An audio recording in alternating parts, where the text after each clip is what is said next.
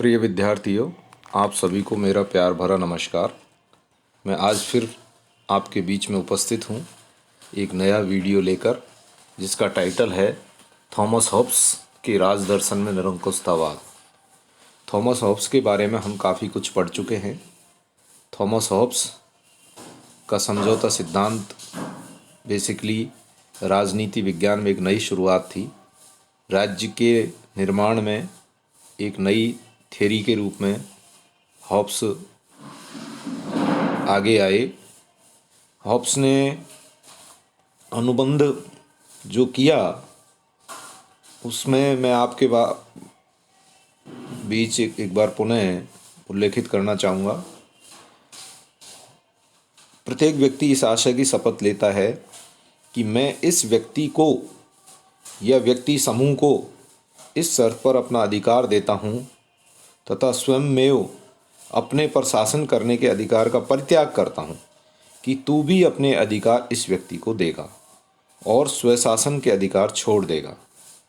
Hobbs के इस समझौता सिद्धांत को हॉब्स ने लेवियाथान भी कहा। दूसरे शब्दों में यही संप्रभु संपन्न शासक या सर्वोच्च अधिकार प्राप्त संप्रभु है। हॉब्स के संप्रभु अथवा लेवियाथान की कुछ विशेषताएं भी हैं, जैसे संप्रभुता असीमित है, इसकी कोई सीमाएं नहीं है। नंबर 2, संप्रभु समस्त विधि कानूनों का स्रोत है, अर्थात संप्रभु जो कुछ कहेगा करेगा वही विधि है, वही कानून है। नंबर 3, संपत्ति का सृष्टा और नियामक है। किसी भी प्रकार की संपत्ति को छीनना, डेवलप करना, उसको नियमित करना, ये सब संप्रभु के हाथों में है।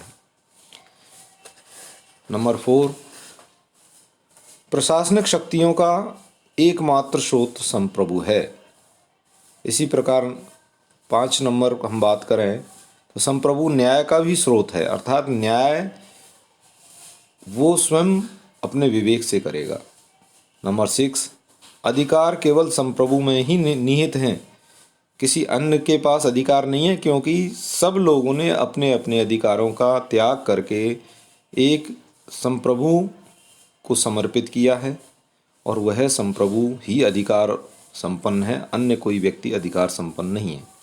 नंबर 7, युद्ध और शांति के लिए संप्रभु ही निर्णय लेगा। नंबर 8, संप्रभु की शक्तियों को किसी प्रकार से विभाजित नहीं किया जा सकता, वो अविभाज्य हैं और ना ही किसी को समर्पित या दी जा सकती हैं, अर्थात स्वयं के पास ही होती हैं, हस्तांतरित नहीं हो सकती। संप्रभुता का क्षेत्राधिकार सर्वव्यापी है और चर्च भी, मैं ये कहूँ कि तत्कालीन समय जो धर्म का पोपशाही का बोलबाला था, जिसका मैकियावेली ने भी खंडन किया, उसमें संप्रभु चर्च के अधीन हुआ करता था पहले, लेकिन अब चर्च संप्रभु के अधीन है। संक्षेप में मैं कहना चाहूँगा तो हॉब्स ने शासक को सभी परंपरागत प्रतिबंधों से मुक्त कर दिया और ऐसे संप्रभु का निर्माण किया है जो विधि, प्रशासन, अधिकार, न्याय, नैतिकता, युद्ध, शांति और धर्म का केवल मात्र अकेला स्रोत है, अर्थात संप्रभु के ऊपर और कोई सॉवरेन पावर नहीं है, वो स्वयं ही स्वयंभू है। हॉब्स का ये बिल्कुल स्पष्ट मत है कि जनता का एकमात्र कार्य संप्रभु के आदेशों का पालन करना है, चाहे वह आदेश ईश्वरीय और प्राकृतिक नियमों के विरुद्ध ही क्यों न हो। जनता इन आदेशों के, अर्थात संप्रभु जो भी आदेश करेगा उसकी अवहेलना नहीं कर सकती। संप्रभु को जनता की संपत्ति छीनने, यहाँ तक कि उनके प्राण लेने का भी अधिकार है, क्योंकि जनता की संपत्ति और प्राण उसकी सत्ता से ही सुरक्षित हैं। अर्थात संप्रभु की जो सत्ता है वो अगर सुरक्षित रहेगी तो जनता के प्राण, अधिकार सब सुरक्षित रहेंगे, राज्य सुरक्षित रहेगा। वाहन ने भी कहा है, एक दार्शनिक जो हैं हुए हैं वाहन, उन्होंने भी कहा है कि हॉब्स एक नग्न निरंकुशतावाद की स्थापना करता है।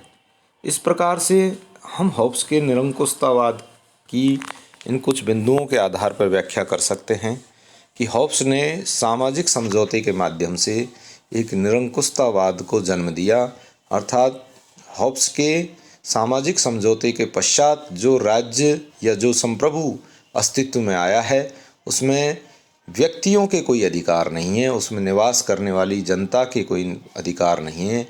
वह पूर्णतः मानसिक शारीरिक सब तरह से वह जनता उस संप्रभु के अधीन रह करके ही कार्य करेगी और संप्रभु की आज्ञाओं का पालन करेगी। उसी में उसका कल्याण है। जय हिंद, जय भारत।